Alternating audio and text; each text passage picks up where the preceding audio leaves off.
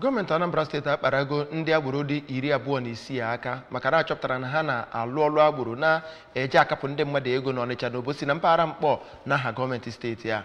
Ndị onye du ndị a wee ga ya bụ ije bụ Managing Director Operation Clean and Head Anambra Ọcha Brigade Comrade Celestin Anere na nchịkọta aka ọnụ ndị ọrụ nchekwa dị iche iche jikọtara aka ọnụ na ya bụ ọlụ wee kpara ndị agboro a aka maka na a na-erube isi na ntụziaka e nyere ekpochapụ ndị agboro na agwa ohi ọbụla na Anambra steeti ka eme Anambra steeti ka ọ dị mma maka ndị nwere akụ na ụba. Ka anyị wetara gị akụkọ a n'uju ya. Ka ọ na-agwa ndị nta akụkọ okwu mgbe a na-eme ya bụ ihe, Comrade Aniere mere ka amata na ihe ndị a na-eme bụ iji wee mee ka steeti a bụrụ ebe dị mma obibi ma na-agakwa n'iru. O kwuru na ụlọ ọrụ ahụ agaghị ezu ike n'ime ka enwee mkpocha ọwa mmiri niile enwere, ọkachasị n'oge ugbu a udu mmiri bịagoro.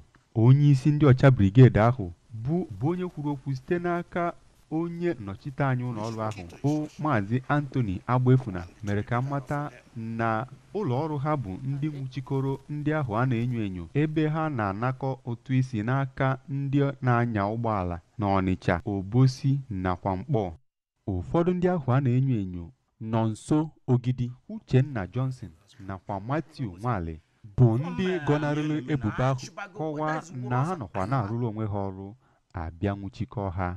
Mwa bụ driver ka mbụ. Yes, ebu m moto wee pụta mụ na ọga m na he bridge ndị atima ndị a na-eyi udara akwa kuchie moto anyị.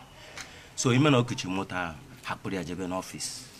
N'ọfịs a ka a nọzi akpọba m 20,000.